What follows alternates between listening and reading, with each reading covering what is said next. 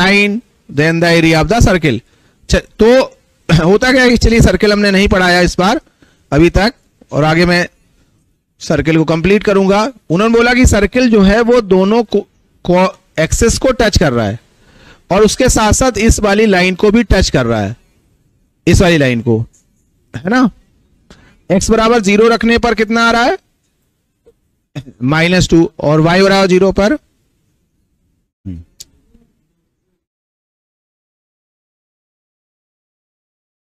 a circle with its center in the first quadrant and touches both the coordinate axis and the line.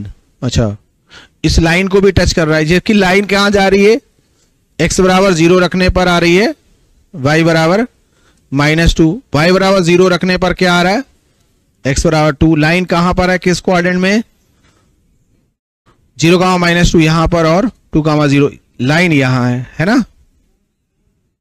कोई दिक्कत नहीं, तो line को touch कर रहा है तो लाइन यहां से जा रही है, उसकी कोई टेंशन नहीं है, वो आगे जाके यहां टच कर लेगी, है ना।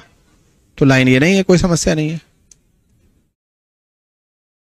और फर्स्ट क्वाड्रेंट में सर्किल बना हुआ है ऐसा, ठीक, ऐसा। तो एरिया निकालना है, क्या निकालना है, एरिया। तो अगर सर्किल फर्स्ट क्वाड्रेंट में टच कर रहा है, सर्किल क्या कर रहा है, फर्स्ट क्वाड्रेंट में टच कर रहा है, तो आप देखिए कि सेंटर सबसे पहले सर्किल का हम ढूंढते हैं। कभी भी सर्किल बनाएंगे, अंगूठे से बनाते तो सबसे पहले अंगूठा रखते हैं ना पे, यहाँ पे, तभी तो बनता है। अंगूठे को लाइटली रख रहे हैं आप या टाइट होके रखते हैं, मतलब ये इधर तो हिल जाएगा वहीं रहे, तो ये सेंटर फिक्स हो गया। फिर हम एक दूरी नाप लेते हैं, ऐसे ये दूरी ऐसे नाप लेते हैं कि नहीं, तो ये हमारी रेडियस है। तो दो चीजें बहुत जरूरी, फिर उसको घुमा देते हैं तो क्या बन जाता है, सर्किल।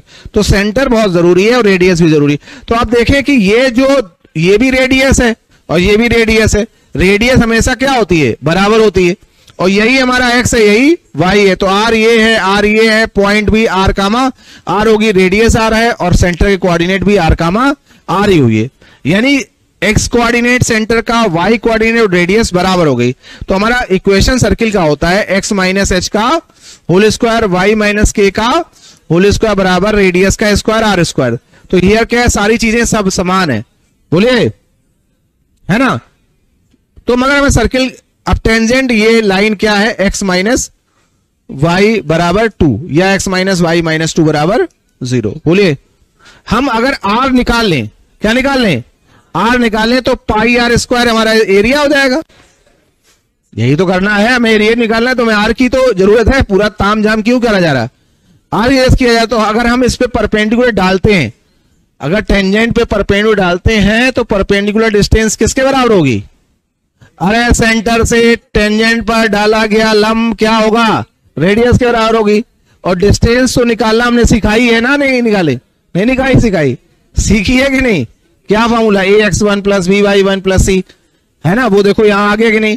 तो हम यहां डालते हैं तो क्या होगा, r माइनस 2 का mod upon √1 square plus 1 square बराबर रेडियस r की बराबर हो जाएगी नहीं।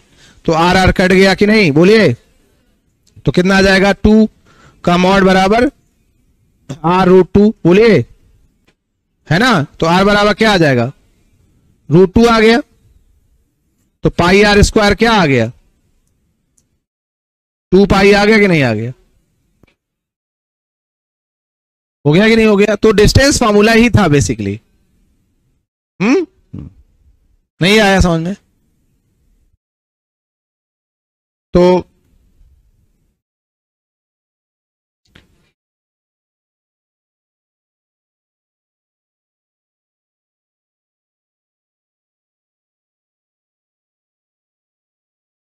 आया नहीं आया कुछ।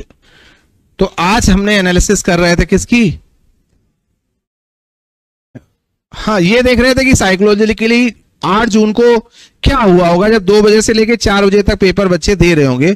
क्या बाकी में पेपर टफ था, या क्या बाकी में पेपर ऐसा था जो कम स्कोर हो, या बाकी में पेपर में कुछ ऐसी चीजें करी गई जिससे बच्चे उलझ गए, है ना। तो देखा गया कि पेपर में जिन्होंने शुरुआत से कॉन्सेप्चुअल पढ़ाई करी है, हर एक कॉन्सेप्ट को, छोटी छोटी बातों को ध्यान रखे पढ़ाई कर रही है, तो वो खैर एक बार अगर गलती हो जाती है तो हमारा मनुष्य का एक नेचर होता है कि हमेशा हम गलतियों से क्या करते हैं, गलतियां करना सीखते हैं या सीखते हैं, लर्निंग इसी बात को लेके है। तो हमें हमेशा क्या करना है, सीखना है। 2026 में इन बातों को जरूर ध्यान रखना है कि कंडक्टिंग एनआईटी सेम ही होगी, एनआईटी त्रिची ही कंडक्ट कराएगी।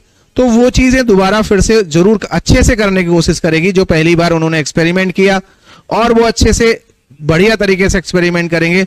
इस बात पर जरूर पड़ताल करेंगे कि आप बेसिकली अपने रूट नोड से, बेस से जरूर मजबूत है कि नहीं है। तो मैं हमेशा बोल रहा हूं कि आप हमेशा सबसे ज्यादा पढ़ते समय 100% इस बात को जरूर ध्यान रखें कि बेसिक पर जरूर आपको ध्यान देना है। अगर आप स्कोर पर ध्यान दे रहे हैं तो उन्हें दो चीजें चाहिए, बैलेंस स्पीड, वो कह रहे हैं बहुत ज्यादा स्पीड भी ना हो, और आपकी एक्यूरेसी है ना, ये भी बहुत ज्यादा मैटर हमारे लिए करती है। हमारे लिए 700 नंबर लाना, 800 नंबर लाना डजंट मैटर। हम कहते हैं 400 नंबर ला रहे हैं, वो भी हमारे लिए अच्छे ही है। हम 400 नंबर पर ज्यादा तरजीह दे रहे हैं बजाय हम 700 नंबर के।